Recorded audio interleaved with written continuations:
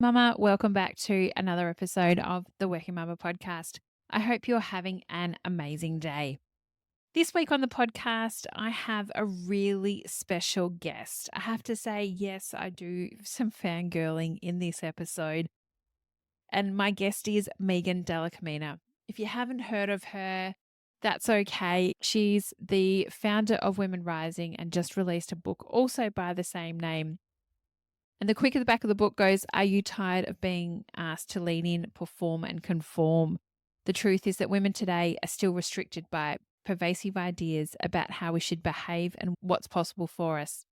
In Women Rising, you'll discover how to recognize and resist the forces that define and confine how you work, lead, and live.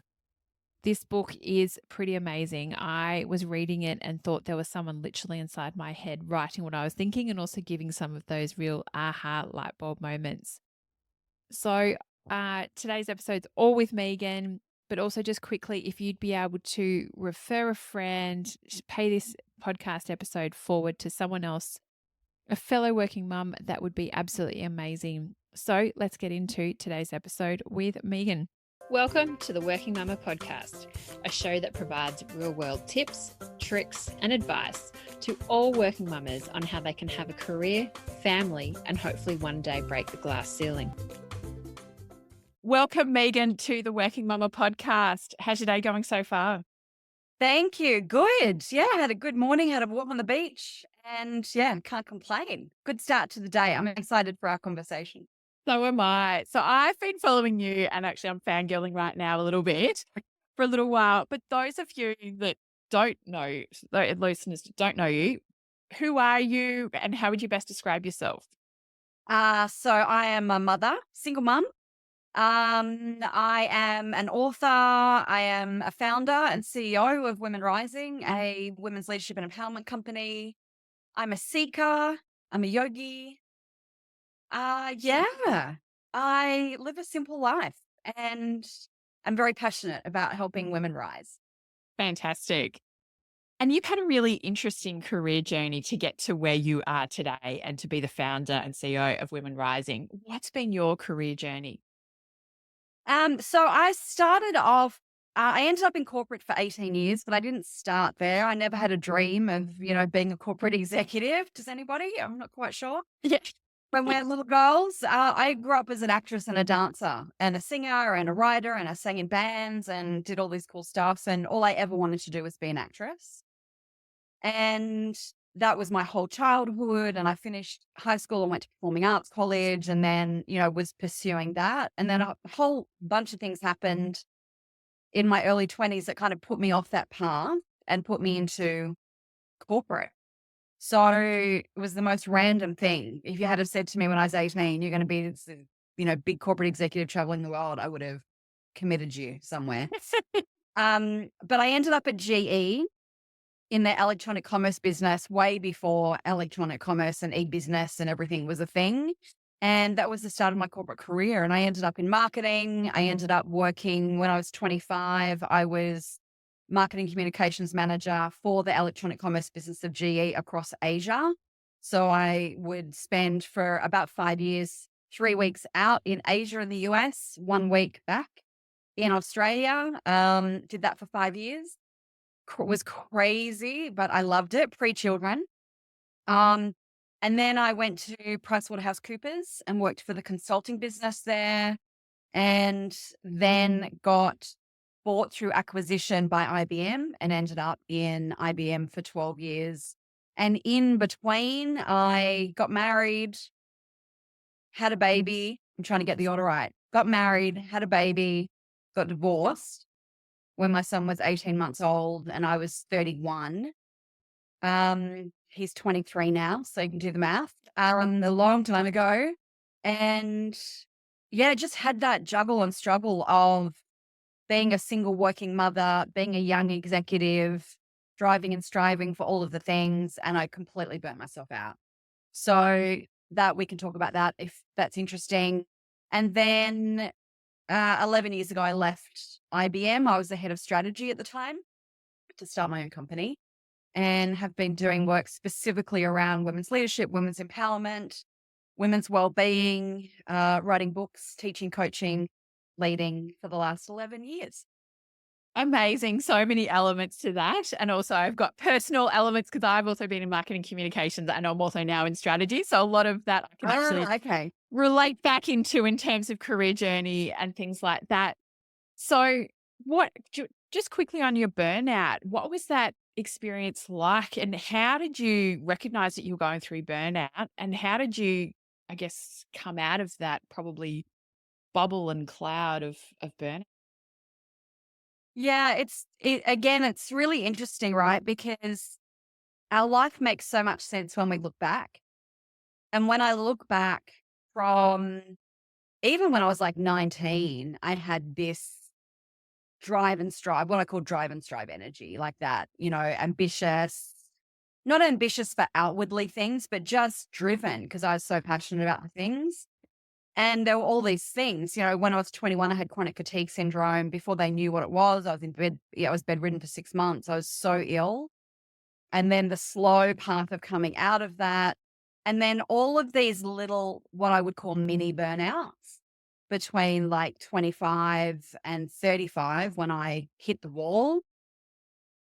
And, when I finally hit the wall to the point that I can't push through this anymore, my son was 6. I'd just come back on another trip to New York. And I was just so sick. I had thyroid issues. I had a heart issue. And I just knew I was like at the end. And I'd been trying to push through for so long. And that day, I remember so clearly, I drove into the car park of my office at IBM, called my mum on the phone and said, like, I just don't think I can do this for one more minute. Thinking that she'd say, oh, no, it's okay. You'll be fine. Have a rest, take a weekend off, whatever. And she said, of course you can't, Megan. You have no life. And I'll never forget it. And I literally went up in the elevator, walked into my boss's office, who was the CEO, and I said, I'm done.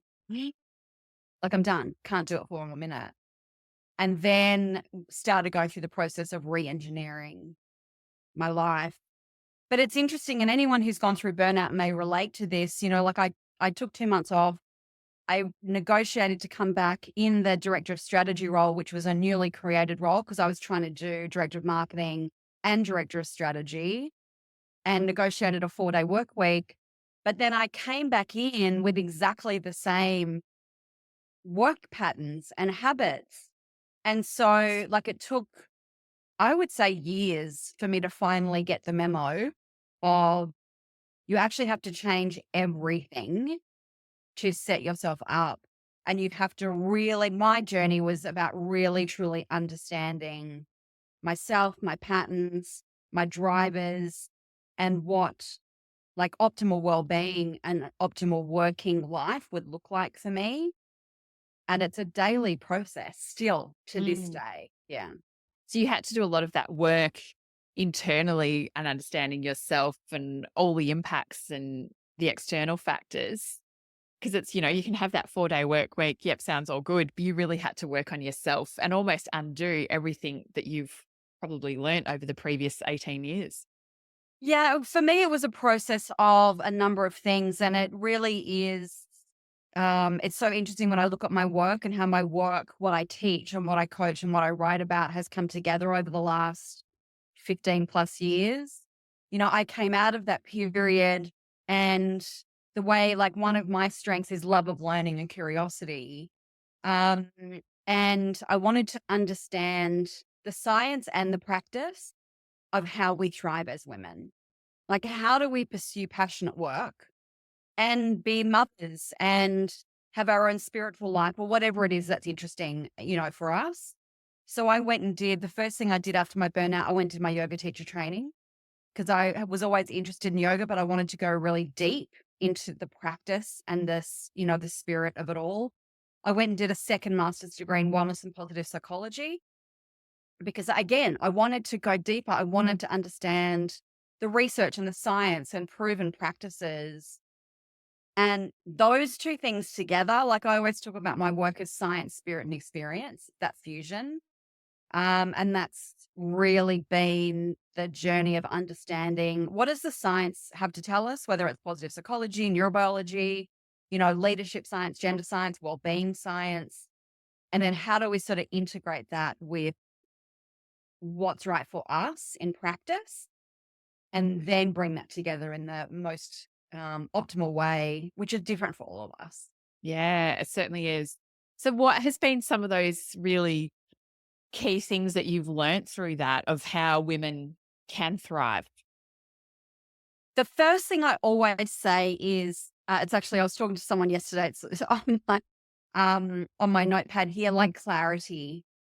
It has to start with clarity. Like, where am I at? What do I want? What do I value?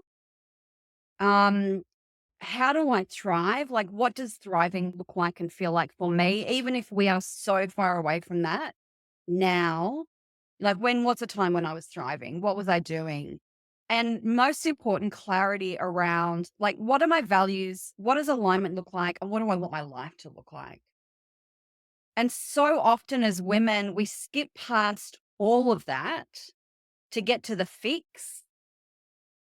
And or we don't spend time on those things because we're just so busy doing all of the things for all of the people and taking care of everything that there is no us in that equation. No, usually the equation, the picture doesn't look like what do we want? It's what does everyone else want? Yes. And there's nothing Yes. left in the cup for us. There's nothing left. So, like I literally coach thousands of women every year. And we always start, like in my Women Rising model, I always start with life vision. Like, what is the vision for how you want your life to be? And all of the elements of that, whether it's your family life, your career, your spiritual life, your creative life, connection, community, whatever it is, what do you want that to look like? And we hear this so often, but when do we do it? When do we carve out that time to really sit and think about what do I want for myself? So that's where we start. And within that, I always talk about meaning and purpose. Like where do you find meaning in your work? Yeah. What feels purposeful for you? And how do you make sure that you have those elements in your days? Doesn't need to be all day, but that you have some of those elements in your day. So yeah, that's step one. Fantastic. And well, you've actually just written a book, and I have to say, Women Rising. I've just received a copy. Highly recommend because I've only read a few pages. Lots of light bulb moments that even just in a 5 minutes of reading it and just flicking through it is amazing. And what you've said about mum's identity that's there, a lot of that as well, and I agree with what you've written in the book. There's so much about the society's expectations, the patriarchal systems, about what the messages we're given as mums about what we need to be doing and what we should be doing. I often say should is like a swear word for mums because really, as you say, we need to be doing what makes us also happy. How can we, and through your research as well, you've said about the different paradoxes of womanhood and things like that. Through that and through your research as well, what have you observed has been those biggest impacts on the role of a mother and also then role of a woman in society? And how does this then differentiate between men and women? So that's a lot in that, I know. Yes. Well, I mean, it's a big topic, right? And what I the first part of the book is all around the forces that hold us back. So it's in three parts: the forces that hold us back, the stories that keep us stuck, and the tools that help us rise. So it's like the external, the internal, and then what do we do about all of that to create, what we want for ourselves. When it comes to motherhood specifically, there's six paradoxes of power that I write about in that first section, like the patriarchal constructs and the gender norms and gendered expectations, societal expectations, and how that sets women up to fail across lots of different areas. And one of those is the motherhood paradox. And I describe this for working mothers as, we expect you to work like you don't have children, and we expect you to mother like you don't have a job The outside. famous Annabelle Crabb quote, yeah. Right. Well, yeah, even before Annabelle Before, Crabb, yeah. right? We've been talking about this. So But when I say that to women, like so many light bulbs go off because we should all over ourselves. We expect so much of ourselves. We expect that we should be the perfect mother and the perfect worker and fit into that ideal worker, ideal leader model. Um, and we beat the shit out of ourselves. I mean, that's true as all mothers and working mothers who work outside the home as well as inside the home. Um, and so part of this is really understanding that there is a paradox at play here when we're trying to either survive in our careers or build our careers or get to the next level or just survive the juggle because it is, and I've lived it as a single mother, incredibly challenging and can be soul destroying, right? And like there is no you in in that picture. It's No. just run on that treadmill as fast as you can. Don't look left, don't look right because you'll fall off. And don't stop. You've got to keep running. And don't stop. Like there is no pause. There's no breath.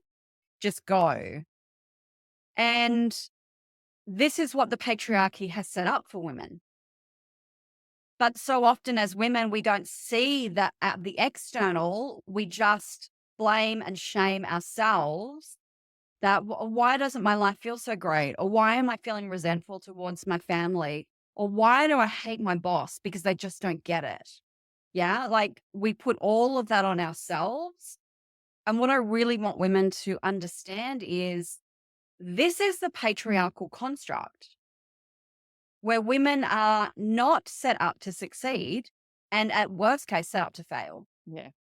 And what I find is that when we can really start to understand that, when we can sort of see the machinations of the world that we live in, number one, it takes the pressure off of us, that it's not just us. And then we can look at, okay, well, what do I do with all of that? Yeah. So Yeah. that's the motherhood paradox. Yeah, it's certainly like, do you see that also different to obviously fathers and men on how they view themselves as well? So obviously women take on a lot. It's well researched about how much we carry the load, run the household and things like that. It's also where some of that burnout I know a lot of women also feel is Yeah. not necessarily from a workplace perspective, but also from the exhaustion of running the household Yes. as well. And it seems to be that even as flexible work has increased and support has increased for, say, fathers taking parental leave and the like, women are still bearing that load because of these systems. Are you also seeing that from your research and your work as well? And I know you do a lot of work with male allies, Yeah. but as well around trying to get men to understand the motherhood paradoxes as well. Yeah. And I write about this because this is a really important conversation. And men need to be in it. And they need to be in it in a safe and inclusive way, not a divisive way like you're to blame, men, for all of the problems that women face, because that's just not true, right? Like the patriarchy in many ways hurts men as much in different ways as it hurts women. So, like, let's be really clear on that. What we see from all of the research is, and I see this in practice as well with the men that I work with and the stories from the women that I work with and inside organizations is, yes, there is pressure on men and there are gender norms for men and for fathers, but they don't limit men in the same way that they impact women and limit women. So that's the first thing. The second thing is women still bear the burden. We see it in all the data. When you look at even when there is a woman and a man in a relationship and they have kids and they both work full time outside the home, we still know that women still take the lion's share of the children, the planning, the household, and everything that comes with it. So like this is one of the things that needs to share. And one of the first things I say to male allies that we work with in the Women Rising Male Allies program is the first thing that you can do to be a male ally is look at what are you doing at home? Before you even think about what you're doing in the workplace, what are you doing at home? Are you babysitting your kids? Or are you equal co-parenting? right? This term that we still hear, it does my head in. Oh, yeah, I'm babysitting the kids tonight. They're your children, right? You're being a farmer. You're being a father. So what's happening at home? What's happening with the chores? Are you on the list at school? Like just the basic things. How are you sharing that load? What are the agreements that you're making at home and how are you supporting your partner? And then what's happening in the workplace, right? Like Yeah. we have to start there. Yeah. And we've got to really unpack and demystify the ways that the gender norms and constructs at work limit men as well. Like we know that there is bias about men who take more active roles in fatherhood, who take extended parental leave. Like all of these things impact men as well. And we have to fix all sides of the equation. Yeah. Yeah. It's really, I guess, unpacking hundreds and thousands of years and the way that of just evolution of roles. And really, we're trying to unpack it in probably the last 50 years, really, since women have been able to, get a bank account on their own and actually more active in the workplace over the last 50, 60 years as well. Yeah. And this, I mean, my primary work in the world is about women. Like I study women, I research women, I teach, a coach, all of the things, write about women for women. And at the same time, like this next frontier of women's empowerment has to be with the men. Has to be. I've got a whole chapter in the book called "What About the Men" to really break down for women, but also for men, because a lot of men will read this book to demystify what allyship looks like and to get men to really try and understand women's lived experience, Mm. whether that's their wife at home and her lived experience about being a working mom or, whatever the situation is, peers, team members, leaders at work, really starting to understand the landscape for women, the challenges for women, and their active role in supporting women at work, at home, in society. Yeah, 100%. You can't create the change. And it's funny because, like, all the women, you get a group of women in the room, everyone knows what needs to change.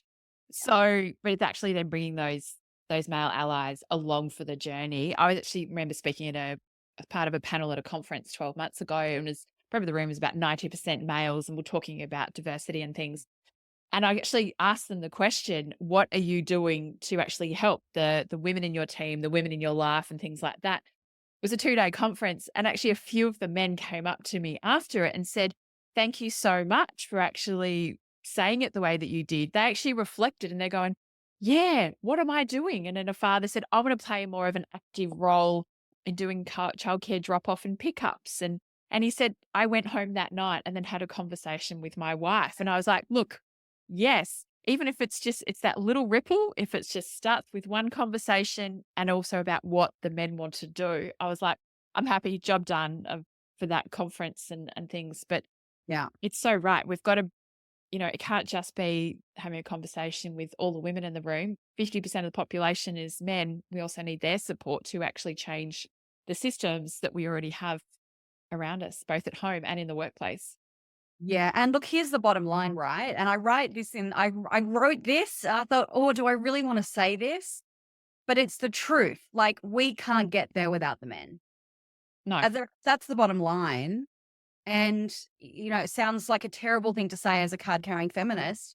But when it comes to women's empowerment, we can't get there without the men. We're no, never going to get to equality no. without the men being there and driving the change with us. So, yeah, like we have to really embrace this change. And from an organizational perspective, I mean, that's it.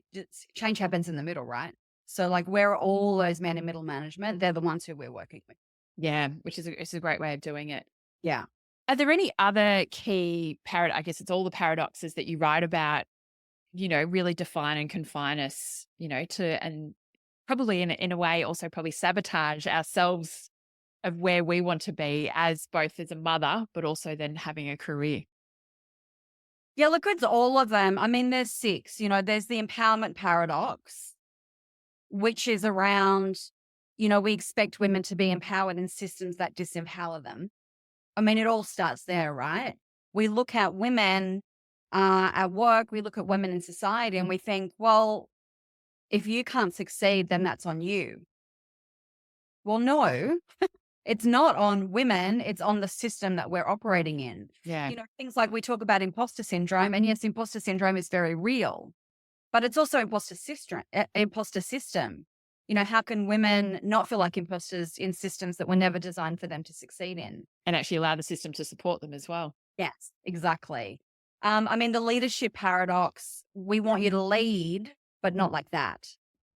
Like if you're going to lead inside a workplace, then make sure that your leadership fits into this box of what an ideal leader looks like, which is typically masculine and male, But right? don't behave like the males, because even if But you don't see, behave like the males. because Yeah. otherwise then you're the female bully, but it's okay for a male to act that way. Yeah.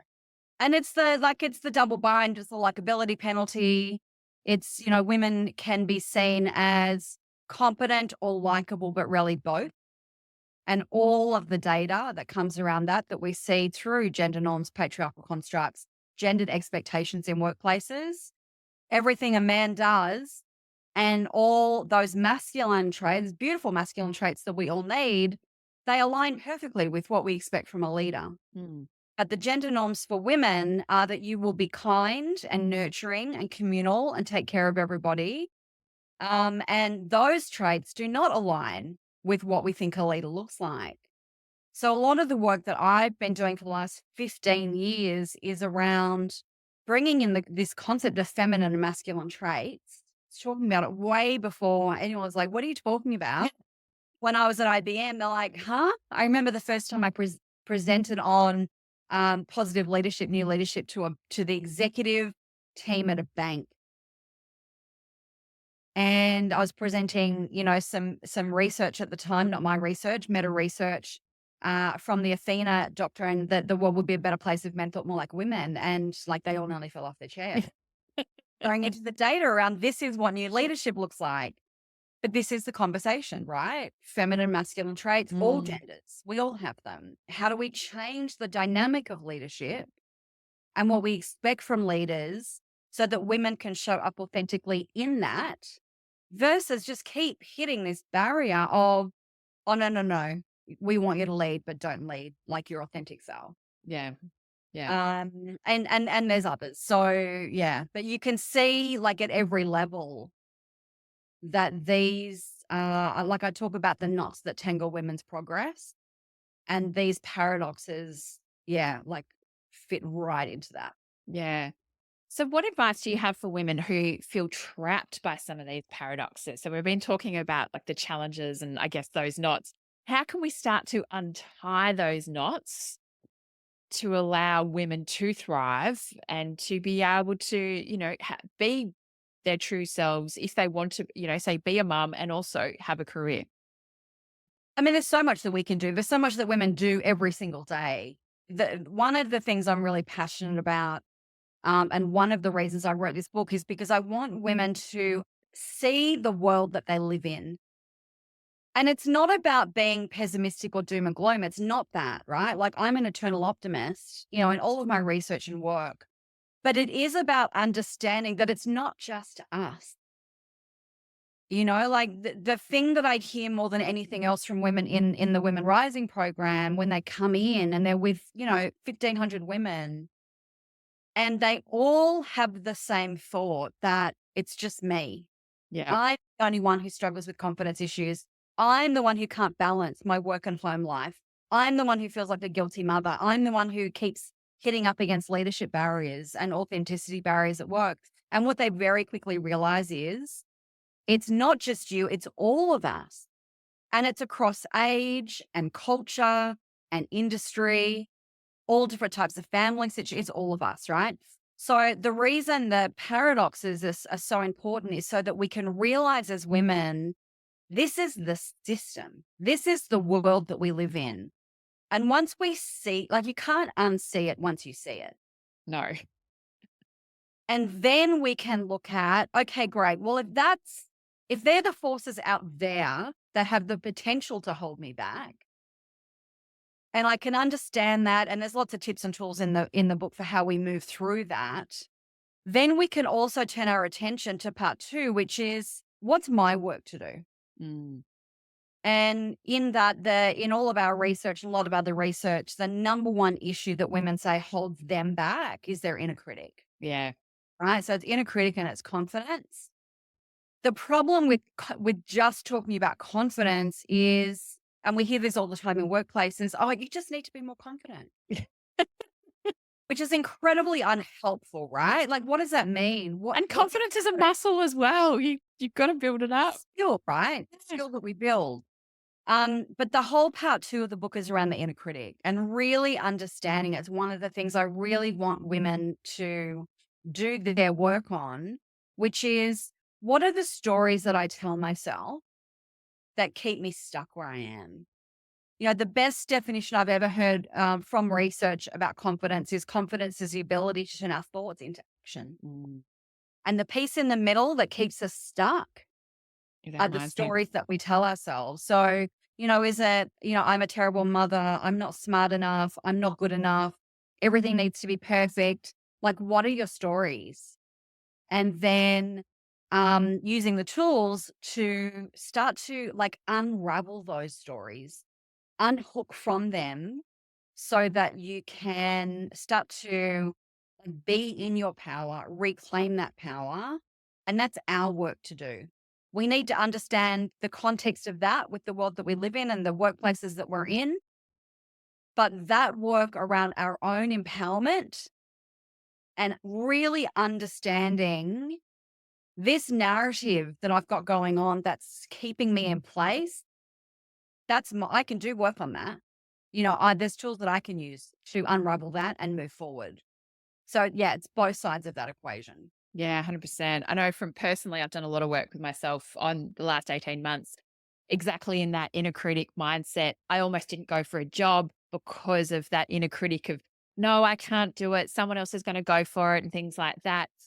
Until actually, I'm very thankful for a colleague that was like, no, no, no, no. What are you doing? Gave me the confidence boost, applied for the role and ended up getting the role. But it was one of those things that it's that inner critic. And now I'm so in tune with of going, okay, no, where's this coming from? Where's the story? What am I doing? Don't listen to it Yeah. and being able to move forward.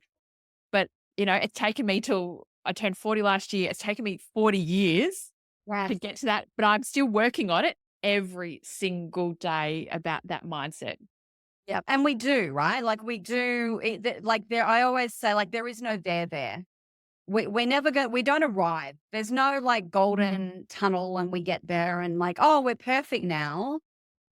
But what I found over my journey, and again, just working with so many women, is that the more that and there's one specific framework that I teach in the book around really starting to catch your stories, interrupting that cognitive dissonance Mm. with, asking like, is that true? To like break that pattern and then get to the truth of the situation and reframe the story, and others, and also understanding what is your archetype of your inner critic. And you'll get to this when you read the book, but there's 13 archetypes. And the more that we can really understand the nature of our inner critic, like, are you the perfectionist? Are you the people pleaser? Are you the good girl? Are you the ideal mother? And that everything in your inner critic is setting you up for failure around those stories about being the ideal mother. Are you the overachiever? There's 13 of them. The more that we can understand and get specific, the more specific we can get with the tools and the strategies that we can use. Yeah. And you talk a bit in the book as well about mentorship and also networking. How important do you think this is to support women, working through this and to help them thrive? And so I talk about specifically mentors and sponsors from a career perspective. We know that women are over mentored and under sponsored. We know that when it comes to career success, whatever that success looks like for you, whether it's you want, a more senior role, you want more flexibility, you want to go do some study, whatever it is, that sponsorship, and specifically male sponsorship, is like a slipstream path to achieving your goals. So those things are really important. I think from a mentoring perspective, um, getting access to someone or, multiple people who've done what you want to do or know what you want to know, it's a fast track. And that could be a physical person. It could be a podcast that you listen to. It could be a book that you read. For working mothers, it could be, oh, this juggle is killing me. Who's done it? Like who's someone maybe at work or in your community who looks like like they're further along on the path or they've got it nailed. How do you have a mentoring conversation with that person? It could be in the workplace. You want to move into a different area of the business. Who's the mentor? Like I think we all understand that. The sponsor piece, in research we did last year, 64% of women don't have sponsors. That's a staggering number when it comes to careers. And we also know that men have more mentors and more powerful mentors in workplaces who often turn into and act as sponsors. Yeah. So they kind of get this double benefit. Whereas women, what do? Head down, get the work done. My work will speak for itself. I'm too busy for all of this politics and I'm just going to get it done. And we suffer because of that. Yeah. We often try and rely on our work ourselves. I know I'm guilty of it. Yeah.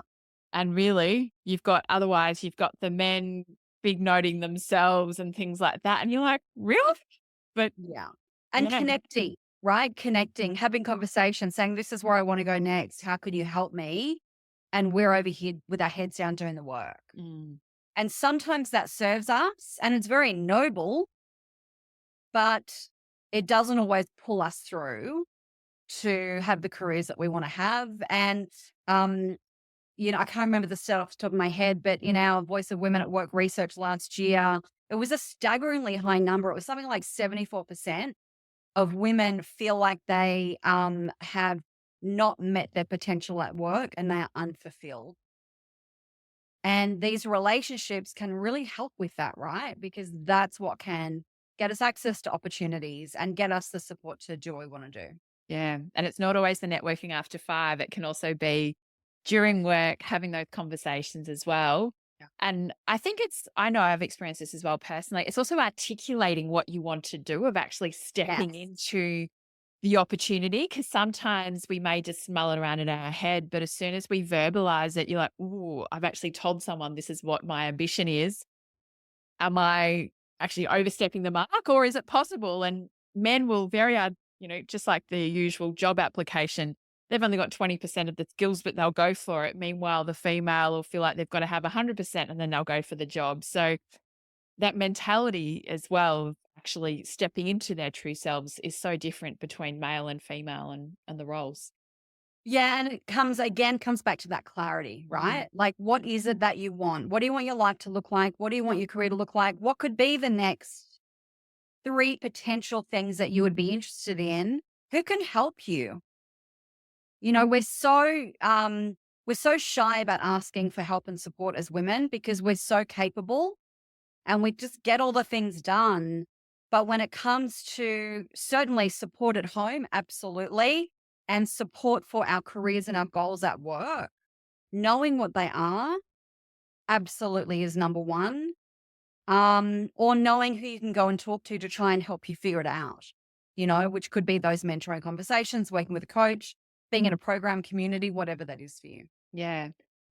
What would you like to see as well from organizations to actually support women, and also, I guess, really cut down some of the systems and the patriarchy that are around? What do you see that can be done more?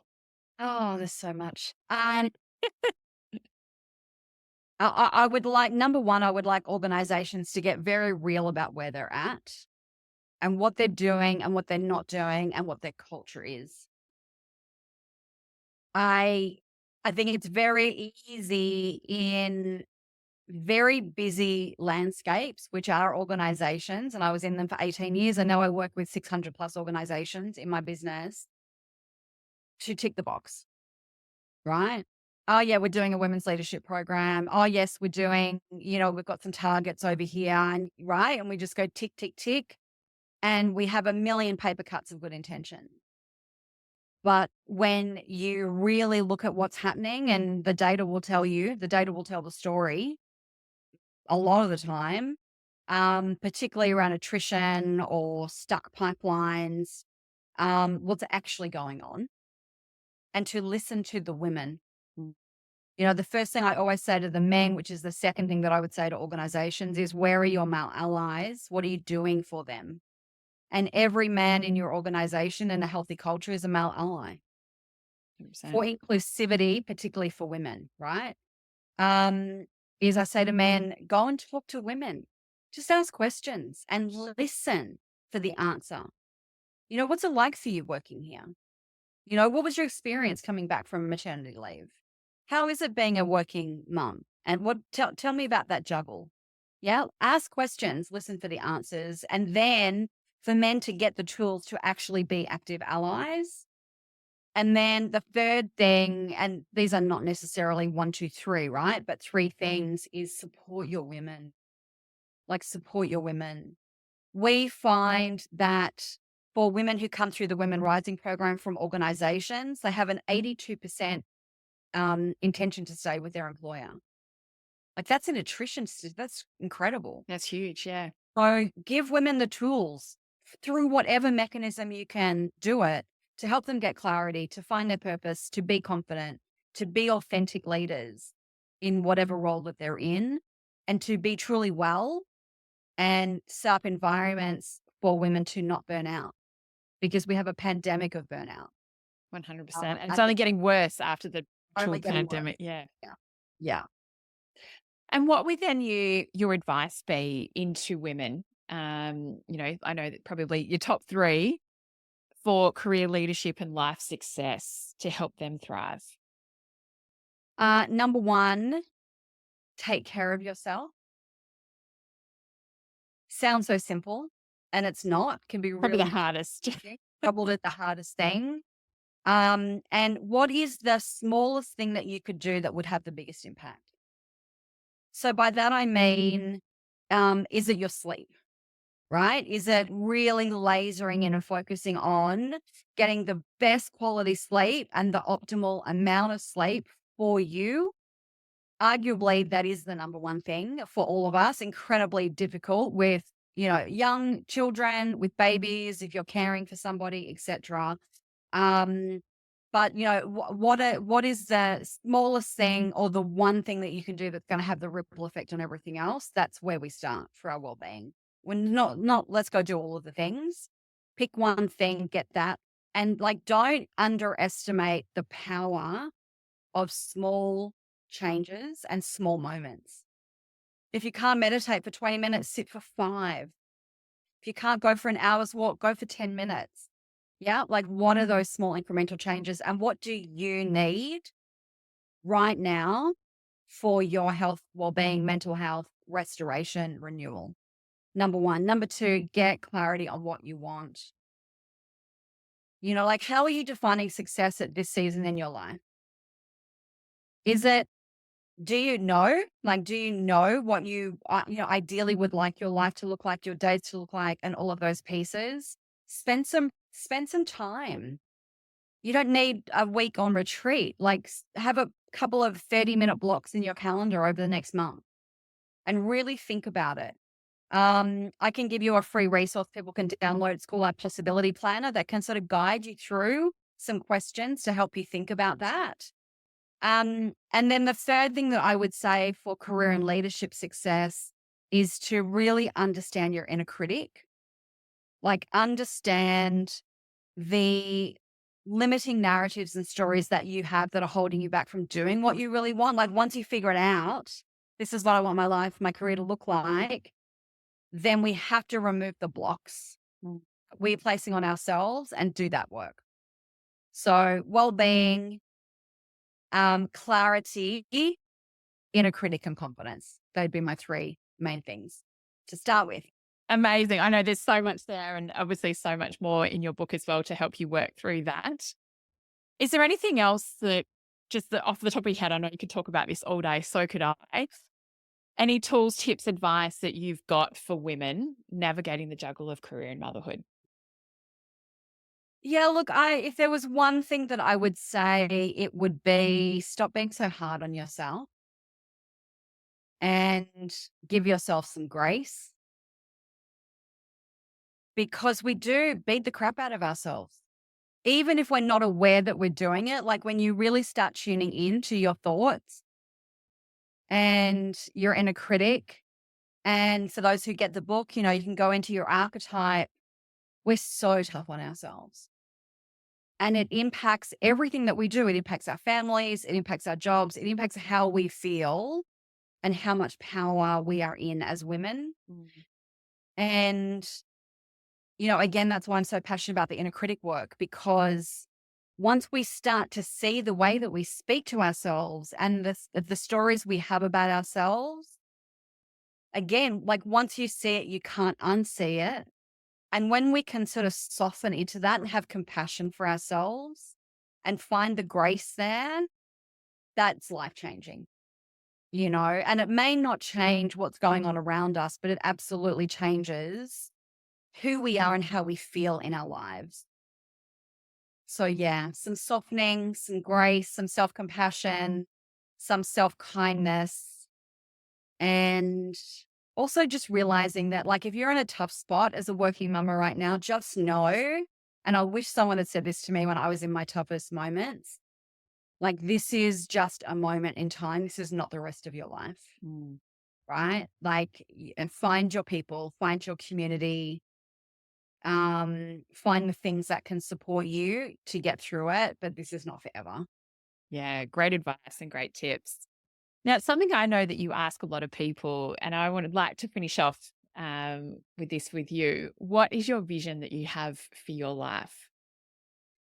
My vision for my life, I love that you've asked me that. No one asks me that question. I ask myself that question all of the time. My vision for my life is that I can live a simple, contented, connected life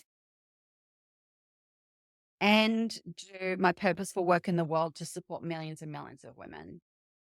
And that can feel like a paradox, right? Like that can feel like a conflict. But, I live a simple, people don't believe this. I live a really simple life. I have a small circle. I have simple days, and it's doing my work, doing my spiritual practice, spending time with my family, connecting with my friends. Like it's a simple life. And I've always longed for that. And I've very intentionally created that for myself. Sometimes it gets crazy, like launching a book and Yeah. you're out doing all of the things, but I'm also an introvert. Like I need a lot of time. So yeah, simplicity, contentment. I'm a seeker. So I'm about to start my PhD in women's spirituality. I spend a lot of time reading and thinking and contemplating.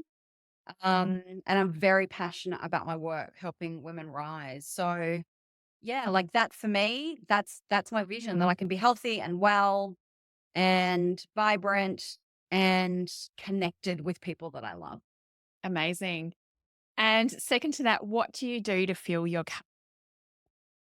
Oh, so many things. I learned the hard way of what it's like to not have a full cup. So I have a non-negotiable morning practice that I do with, like being in nature, walking, yoga, meditation, and lots of other things I do in that space. Um, Other things that fill my cup, quiet time. Like I need a lot of quiet, uh, which can sometimes be challenging because I'm so, out there teaching, coaching, doing all the things. Sleep fills my cup.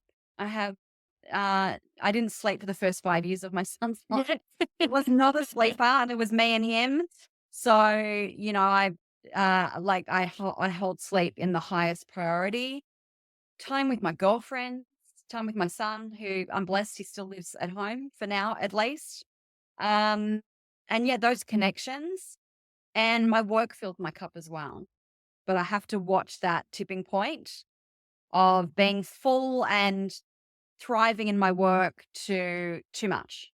Yeah. So just navigating that balance as well. Yeah, it's constant. It's not like you've ever got it all together. Constant. It's always things that are constantly moving Yeah. and the things to juggle around. Well, thank you so much, Megan, for such an inspiring and engaging chat. I could honestly talk to you all day about these topics. Where can people get in touch with you, follow Women Rising if they're not already, and also buy the book? Thank you for asking. So I'm on all socials, Megan Dalla-Camina. There's only one of me, I think. So at Megan Dalla-Camina everywhere. Womenrisingbook.com for the book. And then megandallacamina.com and womenrisingcode.com are the two places I hang out and where you can see all of my work. Fantastic. Well, thank you so much for, as I said, such an inspiring, engaging chat.